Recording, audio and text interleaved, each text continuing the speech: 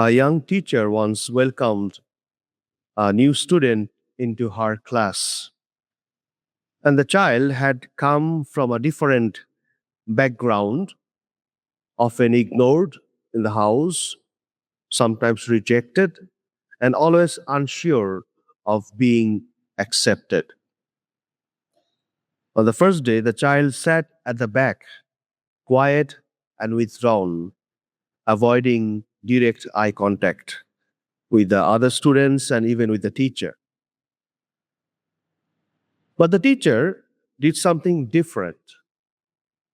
She did not force the child to speak or to participate. Instead, she patiently showed kindness, smiling, offering little help, gently encouraging. Day after day, she called the child by name, praised even the smallest effort, and created a safe space. Gradually, the child began to open up, and one day, for the first time, she raised her hand to answer a little question. From that moment, everything began to change. Confidence grew in her, joy returned, and the child discovered what it meant to be valued and loved. My dear brothers, it is like this little child that God also intervenes in our lives, not by force. He takes time and He works out of His benevolence through people and above all through Good Shepherd, His Son, whom He sent, who laid His life for us. In the first reading, we see God breaks our boundaries. The, the first reading is taken from Acts of the Apostles, chapter 11, 1 to 18, where we see Peter, who has just returned from the Gentiles' house, has been accused. He has profanated because he has entered a Gentile's house who is not circumcised. Because those who are Jewish Christians, they supported circumcision, which is also another way of saying being pure. And Peter has entered into the house where he became impure, he and his friends. So you see how things and superstitions run even through the minds of the people in the ancient church.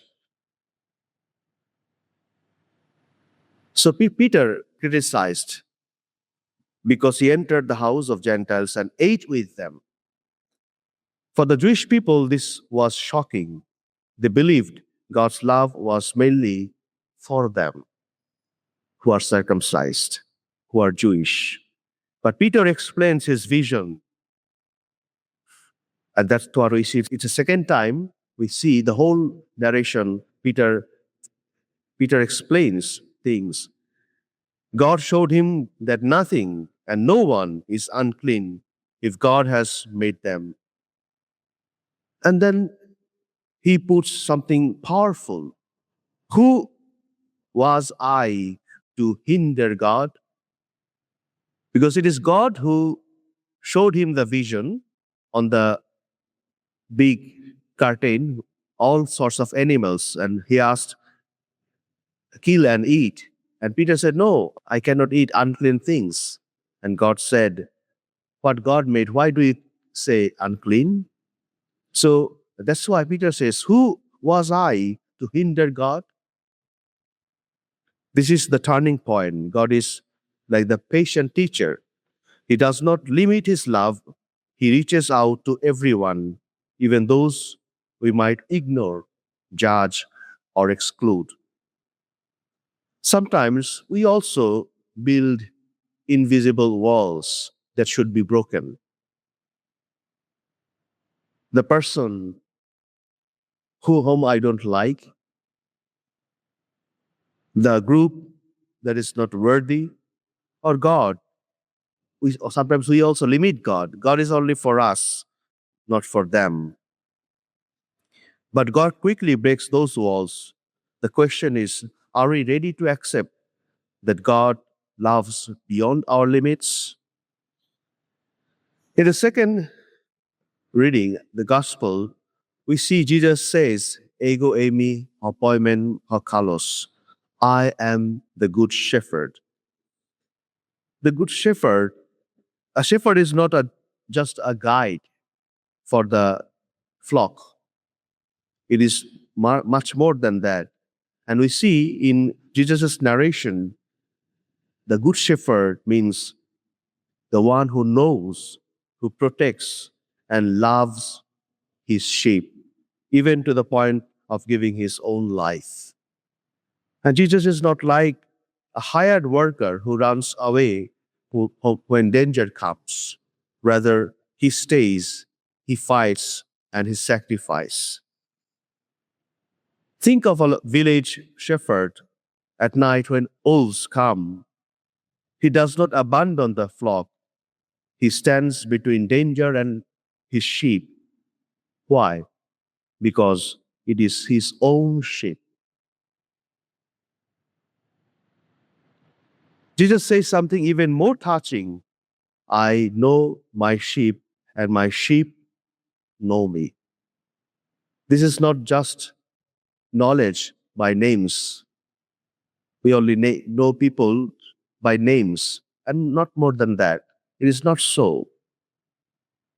It shows that Jesus knows us, our interior being, and it also means a relationship of trust. I know Jesus, I trust him. Jesus knows me, he trusts me.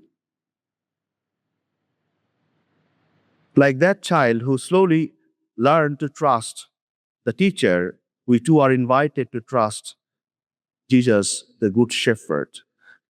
Many of us still live like that child, afraid, distant, unsure.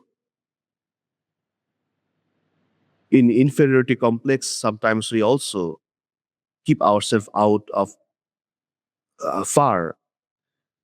So, will God really accept me? Am I too sinful? Does He really care? My dear brothers, Jesus really cares for us, and that's why He lays down His life, which we'll celebrate after a little while on the sacrifice of the altar, which reenacts His self giving on the cross for our love, because He loved us and He saved us. So let us accept the Good Shepherd and make Him our personal. Because sometimes we listen to the gospel and our mind and illuminates, but we don't interiorize this teaching. When Jesus says, I am the good shepherd, I have to accept him truly as my guide, as my shepherd, and be under his protection.